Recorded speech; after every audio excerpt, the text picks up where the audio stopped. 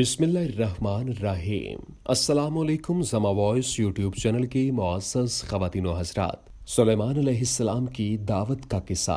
नाज़रीन गिरामी, हज़रत सुलेमान अलैहिस्सलाम को अल्लाह ताला ने गैर मामूली क़ुव्वत अता फ़रमाई थी। उनके बारे में मशहूर है कि वो जानवरों की ज़ुबान भी समझ लेते थे। इंसानों के साथ साथ उनकी जिन्नों, जानवरों, परिंदों और हवा तक पर भी हुकूमत थी। चींटी जिसकी आवाज़ किसी ने भी नहीं सुनी, हज़रत सुलेमान अलैहिस्सलाम उसकी आवाज़ भी सुन लेते थे। ये सारी चीज़ें इसराइलियों के नज़दीक जादू की वजह से थीं और उन्होंने इस दर्जा जसारत से काम लिया कि सुलेमान अलैहिस्सलाम की नबूवत और रसालत ही से इनकार कर दिया और उन पर तरह तरह के बेहुदा बहतान और इल्ज़ाम लगाए। दूसरे इल्ज़ामात के अलावा हज़रत सुलेमान अलैहिस्सलाम पर यह इल्ज़ाम भी लगाया गया कि वो जादू के आमिल हैं और उसके ज़ोर पर बादशाह बन गए और जिनों और इंसानों और वहूश और तयूर को मुसख्खर कर लिया। यहूदी हज़रत सुलेमान अलैहिस्सलाम पर यह इल्ज़ाम भी लगाते हैं कि सैदून शहर से अनकबूत बादशाह का जो सहरी कुतुब खाना ज़ुखरा जिन को मिला था, हज़रत सुलेमान अलैहिस्सलाम ने उसको शिकंजे में करके उसके सहरी उलूम पर कब्ज़ा कर लिया और उसी से काम लेते रहे। आखिरी दिनों में यह भी मशहूर हुआ कि जिन इल्म गैब जानते हैं, जो सरासर गलत, झूठी और मन घड़त बात है। जब ये खबरें बहुत आम हुईं तो हज़रत सुलेमान अलैहिस्सलाम ने शयातीन के तमाम जादुई नाविश्तों को हासिल करके अपने तख्त के नीचे दफन करवा दिया ताकि इंसानों और जिनों की वहां तक रसाई ना हो सके, और साथ ही ये फरमान जारी कर दिया कि जो शख्स सहर करेगा या जिनों के मुतालिक इल्म गैब का इस्तेमाल जारी रखेगा उसको कत्ल की सज़ा दी जाएगी। नाज़रीन गिरामी, हज़रत सुलेमान अलैहिस्सलाम को तामीरात का बेहद शौक था। आपके ज़माना में इस कदर तामीरात हुई कि किसी इसराइली हुक्मरान के ज़माने में नहीं हुई थीं। बैतुल मुक़द्दस को भी आप ही ने संवारा और बनाया था। इन कामों से फारिग होने के बाद आपने यरूशलेम की शहर बना भी तामीर करवाई। आपने जो शहर तामीर किए उनमें मलो, हसूर, मुजद्दद, जज़र, बैत होर्दन, असफल और तमर के नाम लिए जाते हैं। उस दौर में जो खुशहाली पाई जाती थी वो तारीख़ इसराइल के किसी और दौर में नहीं मिलेगी।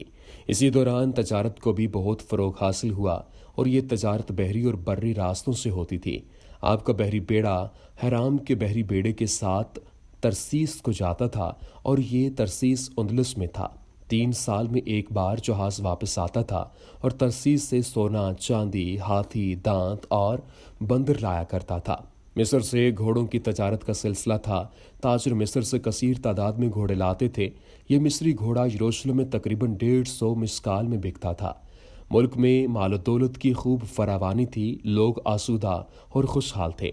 नाज़रीन गिरामी, तौरात का बयान है कि बादशाह ने यरूशलेम में अफराद की वजह से चांदी को ऐसा कर दिया था जैसे पत्थर और दीवार को ऐसा जैसे नैब के मुल्क के गोलर के दरख्त हैं। इस अफराद की वजह यह थी कि हर साल बाहर से आपके पास जो सोना आता था उसकी मिकदार 666 कंतार थी, जबकि मौजूदा हिसाब से इसका वज़न 801 मन, 27 सेर और 7 चटांक हुआ।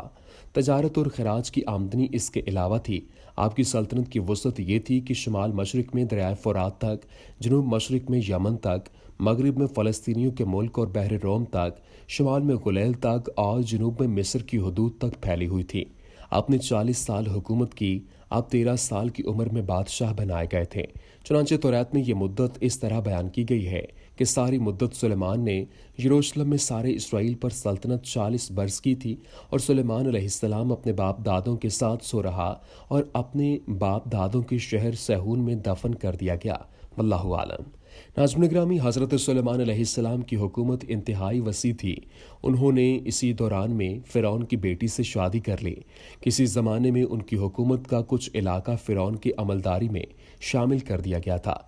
अब फ़िरौन की बेटी से शादी के बाद हज़रत सुलेमान अलैहिस्सलाम ने फ़िरौन से अपना वो इलाका मांगा तो फ़िरौन ने उस इलाके को अपनी बेटी के जहेज़ में दे दिया।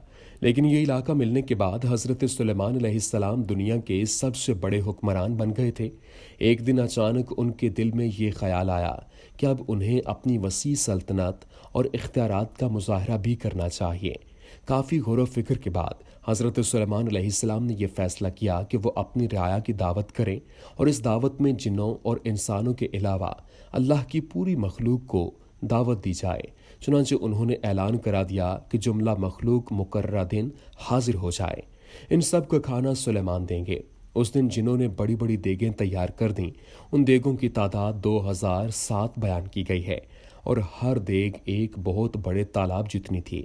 قرآن کریم میں بیان ہوا کہ سلیمان علیہ السلام نے جو چاہا بنوایا، کلوں اور ہتھیاروں سے، اور تصویریں اور لگن تالابوں کی مانند دیگیں اتنی ہی بڑی یہ ایک ہی جگہ رکھی رہتی تھیں۔ ناظرین گرامی، اس موقع پر ہزاروں جانور ذبح کیے گئے اور کھانے تیار کیے گئے۔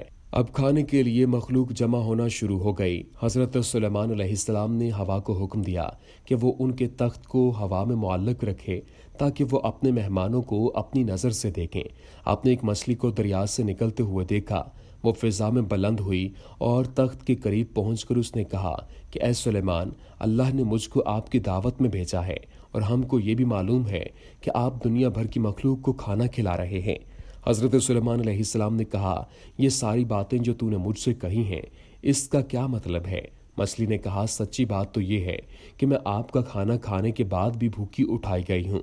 حضرت سلیمان علیہ السلام نے کہا، ابھی تو اللہ کی مخلوق کھانے میں مشغول ہے، اس لیے کچھ صبر سے کام لے۔ اس پر مچھلی نے کہا کہ اے سلیمان، اللہ نے مجھے آپ کی دعوت میں بھیجا ہے، اور یہ میں بھی جانتی ہوں کہ آج آپ نے جملہ مخلوق کے لیے کھانا تیار کرایا ہے۔ میں اس وقت بہت بھوکی ہوں، لہٰذا آپ پہلے میری بھوک مٹائیے۔ حضرت سلیمان علیہ السلام نے کہا، تو عجیب بے صبری مچھلی ہے، میں نے تجھ سے کہہ تو دیا کہ تو ذرا صبر سے کام لے، دوسرے کھا لے، اب اس کے بعد تو خوب آسودہ ہو کر کھائے گی اور تیری بھوک مٹ جائے گی۔ لیکن اس مچھلی نے کہا کہ میں اتنی دیر انتظار نہیں کر سکتی۔